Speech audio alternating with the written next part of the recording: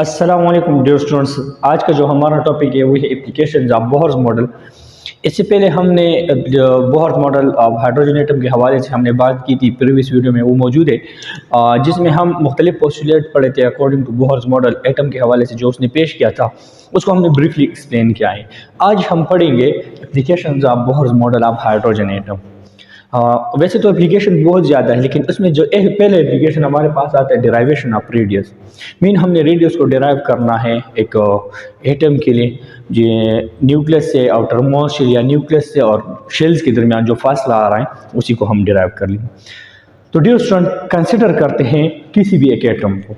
हमने एक एटम ले लिया जिसका हमारे पास न्यूक्लियस है। न्यूक्लियस में हमारे पास प्रोटॉन एंड न्यूट्रॉन पाए जाते हैं। साथ में हमने तो एटम में इलेक्ट्रॉन्स भी होंगे रिवॉल्व अराउंड द न्यूक्लियस। तो हम कहते हैं let us consider suppose an atom having electron revolving around the nucleus. The charge on electron is e. Charge on electron e हमारे पास रिप्रेजेंट करता है charge on electron e revolving around the nucleus which is represented by Z e. Z actually हमारे साथ दो factors को represent करता है। जो हमारे साथ जो जेड है दिस इज एटॉमिक नंबर। ये एटॉमिक नंबर रिप्रेजेंट करते हैं क्योंकि प्रोटॉन नंबर है तो इसलिए एटॉमिक नंबर, और ई इज द एक्चुअली हमारे पास जो चार्ज ऑन प्रोटॉन है वो हम रिप्रेजेंट करते हैं चार्ज ऑन प्रोटॉन। अब अगर ये इलेक्ट्रॉन रिवॉल्व करते अराउंड द न्यूक्लियस तो जाहिर सी बात है इलेक्ट्रॉन का कोई ना कोई मास होगा जिसको हम m से रिप्रेजेंट कर किसी ना किसी वेलोसिटी के साथ मूव करेगा, मीन v से रिप्रेजेंट करते हैं, एंड कोई ना कोई डिस्टेंस पर होगा जिसको हम रेडियस कहते हैं, r से रिप्रेजेंट करते हैं रेडियस। अब यहां पर चूंकि चार्जेस की बात हो रही है तो हम अकॉर्डिंग टू कूलम्स लॉ की तरफ जाएंगे। The Coulomb's law said that the force of attraction between two charges is directly proportional to the product of the charges and inversely proportional to the square of the distance or radius of the charges हम कह सकते हैं। तो Coulomb's law क्या कहता है, तो हम यहाँ पर लिखेंगे F कूलम हमारे पास directly proportional to Q1 Q2 divided by R square.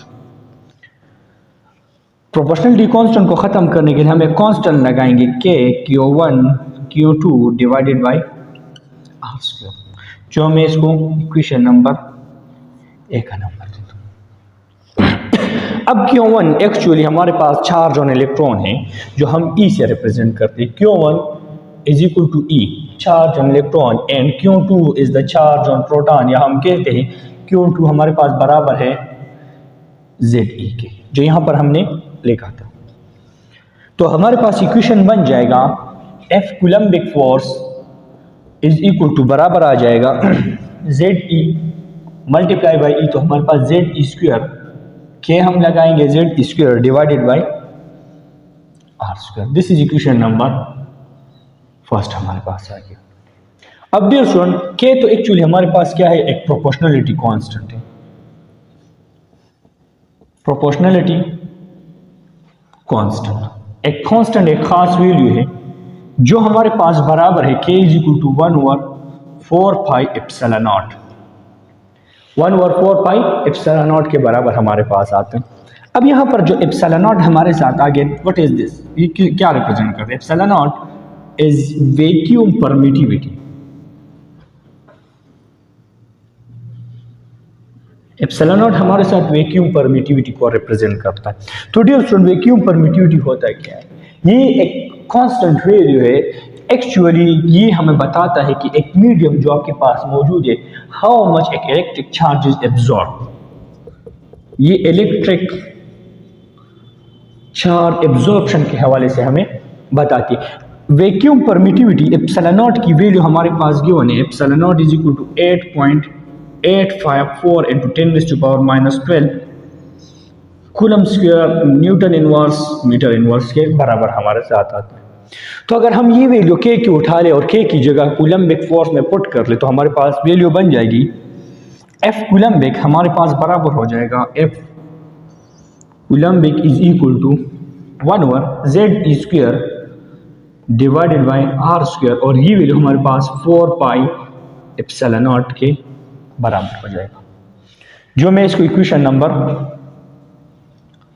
2 का नाम देता हूं। अब डियर स्टूडेंट, चूंकि इलेक्ट्रॉन है और रिवॉल्व करता है अराउंड द न्यूक्लियस, तो ये चाहता है कि मैं यहां से भाग जाऊं, इस डायरेक्शन में निकलूं। अब अगर ये इलेक्ट्रॉन यहां तक आ गया तो ये इस डायरेक्शन में जाएगा, ये इलेक्ट्रॉन यहां तक आ गया, ये इलेक्ट्रॉन इस डायरेक्शन में जाएगा, लेकिन ये इलेक्ट्रॉन ऐसा नहीं जाता। वजह क्या है? क्योंकि इस पर एक सेंट्रल फोर्स लगाता है जिसको हम सेंट्रीफ्यूगल फोर्स कहते हैं, जो इसको बैलेंस करता है इलेक्ट्रॉन को सर्कुलर पाथ में रिवॉल्विंग के लिए बैलेंस करता है।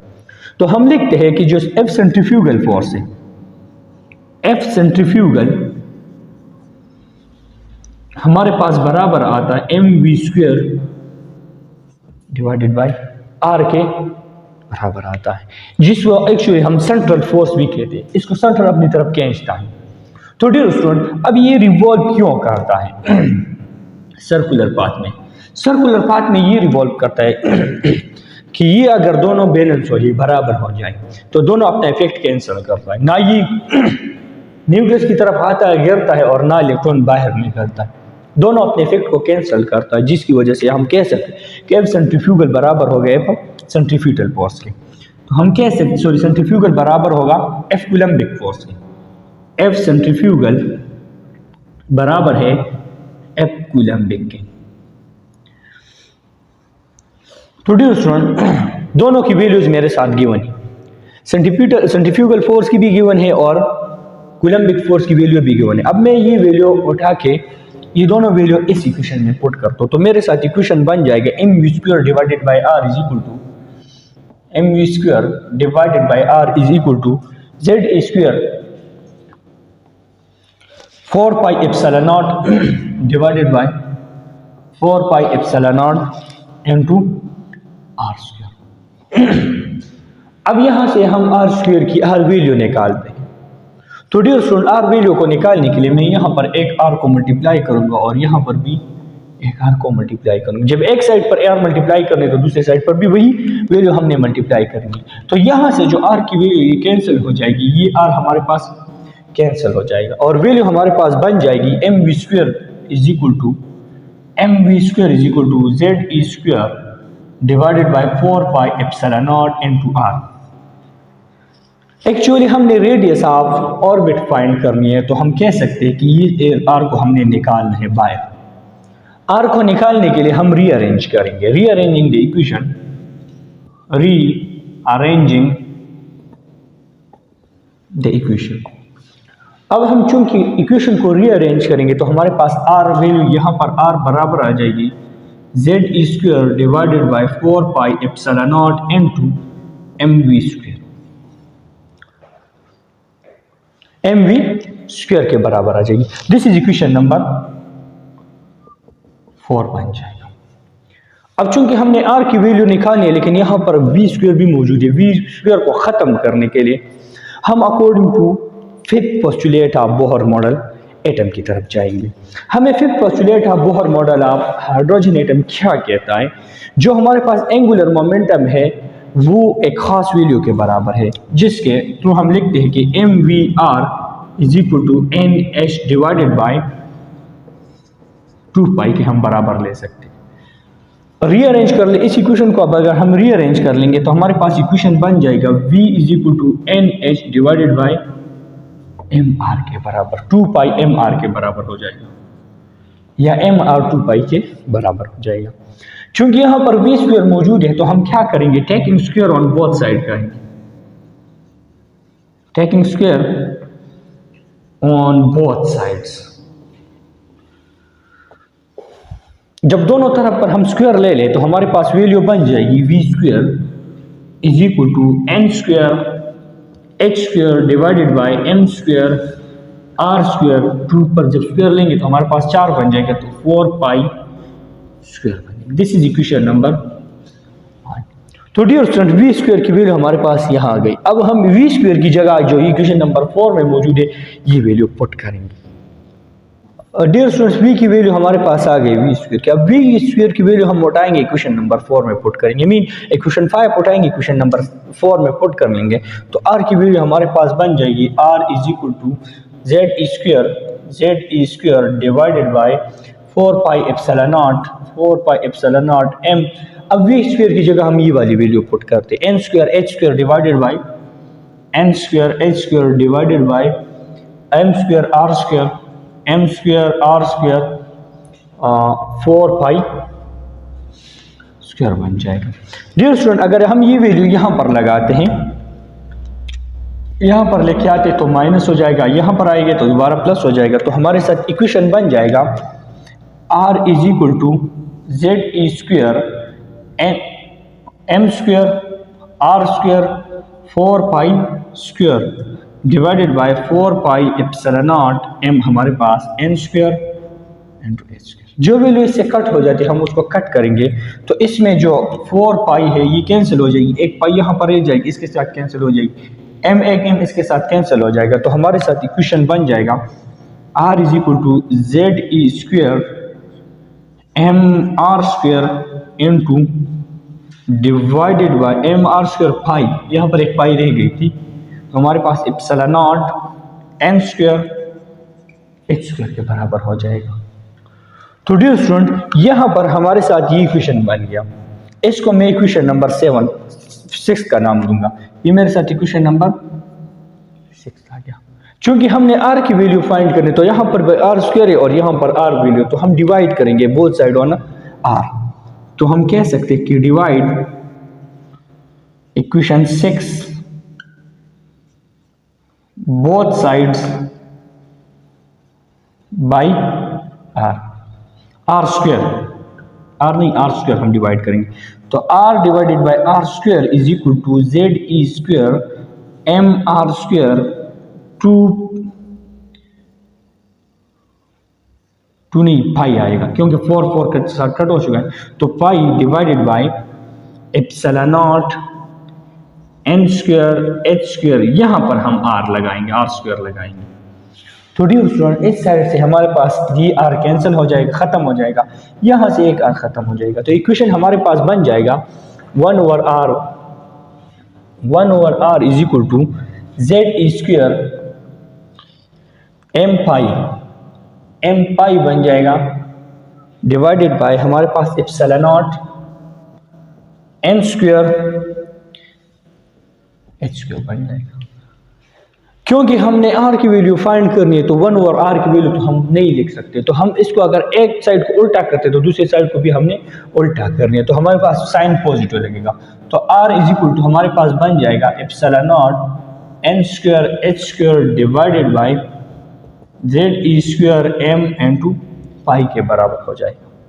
तो डियर स्टूडेंट, इससे हम n स्क्वायर इंटू जेड हम निकाल लेते हैं, इससे n स्क्वायर इंटू जेड हम निकालते हैं, तो हमारे पास इक्वेशन बन जाएगा r is equal to n square divided by Z into epsilon naught h square divided by e square m into pi. Equation हमारे पास यू बन जाएगा, इसको मैं equation number 6 and this is equation number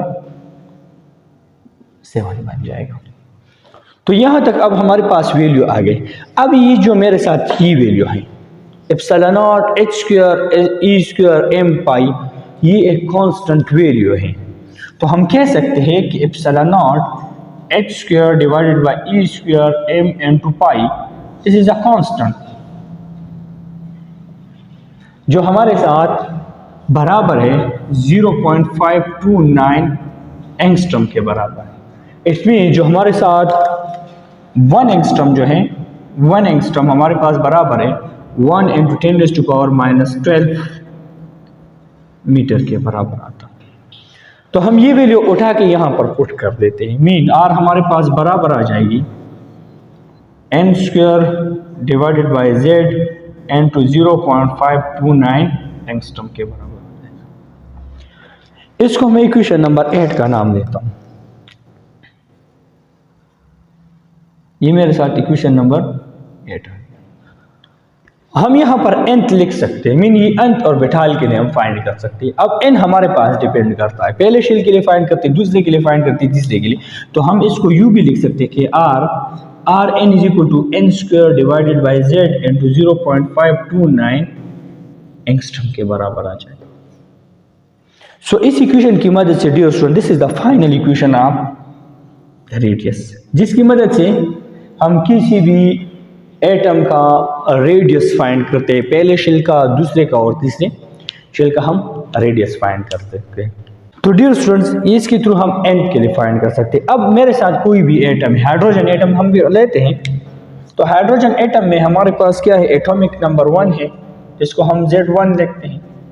पहले रेडियस के लिए हम फाइंड करते हैं n इक्वल टू 1, मतलब पहले शेल के लिए फाइंड करते हैं। तो हमारे पास इसकी वैल्यू क्या आएगी, पहले शेल का रेडियस हमारे पास क्या आता है, तो हम R1 फाइंड करते हैं। R1 हमारे पास बराबर हो जाएगा 1 होल स्क्वायर हो जाएगा डिवाइडेड बाई 1 हो जाएगा इनटू हमारे पास 0.529 एंगस्ट्रम हो जाएगा। एज अ होल अगर हम इसको मल्टीप्लाई कर ले तो हमारे पास आ जाता है 0.529 एंगस्ट्रम। इट्स मीन जो हमारे पास हाइड्रोजन एटम है, ये मेरे साथ वैल्यू आ गई R1 की, दिस इज R1 वैल्यू, ये मेरे साथ R1 की वैल्यू आ गई। अब यहाँ पर हम कह सकते हैं कि जो हाइड्रोजन एटम है, सपोज मेरे साथ ये एक हाइड्रोजन एटम है, इसका ये न्यूक्लियस न्यूट्रॉन और प्रोटॉन से रिप्रेजेंट करते हैं। इसके पहले शेल का रेडियस मेरे साथ कितना है, 0.529 एंगस्ट्रम है। अब मैं क्या करता हूँ कि दूसरे शेल ऑफ हाइड्रोजन एटम के लिए फाइंड करता हूँ। जब दूसरा शेल में आ जाए तो उसके लिए मेरे साथ जो n की वैल्यू हो जाएगी वो 2 हो जाएगी, n2 इज इक्वल टू 2 हो जाएगी। मतलब दूसरे शेल के लिए फाइंड करते हैं और z वही 1 आ जाएगा। तो ये वैल्यू हम उठा के इस इक्वेशन नंबर ए में पुट करते हैं। मैंने इस इक्वेशन को बी का नाम दे दिया, इस इक्वेशन को बी का नाम। जब हम इसमें पुट करते तो मेरे साथ बराबर हो जाएगी R2 is equal to 2 whole square into 0.529 angstrom. तो ये मेरे साथ 4 आता है, 0.529 एंगस्ट्रम के बराबर आ जाते हैं। जब दोनों को मैं मल्टीप्लाई कर देता हूँ तो इससे वैल्यू आ जाती है 2.12 एंगस्ट्रम आ जाता है। मीन जैसे ही हम न्यूक्लियस से जाते हैं दूर तो ये रेडियस इंक्रीज होता है। मतलब जब हायर लोअर एनर्जी से हायर एनर्जी ऑर्बिटल की तरफ जाते हैं तो इसी की वजह से हमारे पास जो एटॉमिक रेडियस है वो इंक्रीज हो जाता है। तो डियर स्टूडेंट्स, इसी इक्वेशंस की मदद से, इक्वेशन नंबर बी की मदद से हम किसी भी एटम का रेडियस फाइंड कर सकते हैं। उम्मीद है आप लोगों को समझ आ गई होगी। Thank you.